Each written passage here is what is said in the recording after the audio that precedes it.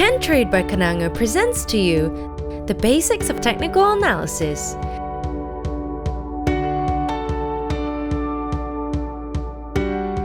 Trend is one of the most important aspects in technical analysis.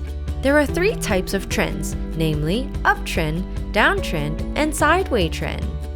When a stock price is consistently breaking new highs, it is an uptrend. It will usually form a series of higher highs and higher lows. On the other hand, when a stock price is consistently breaking a new low, it is in a downtrend. It will usually form a series of lower highs and lower lows.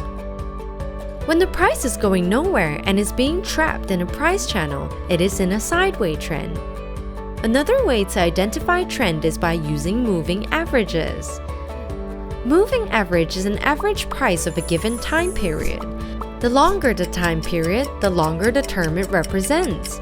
In this video, we will use 20-period moving average and 50-period moving average, which are commonly used moving average period to represent short-term and mid-term respectively. Moving average helps to smooth out the price action by filtering out the short-term fluctuation or noise. When the moving average is an upward slope and the price is above the moving average, the stock is in an uptrend. On the flip side, when the moving average is a downward slope and the price is below the moving average, the stock is in a downtrend. Traders can also use multiple moving averages to identify trends.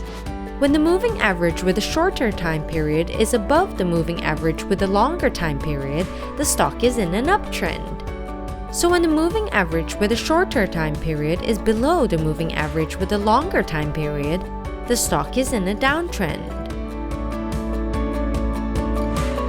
To learn more about technical analysis, sign up for Kananga's upcoming workshops at www.kentrade.com.my.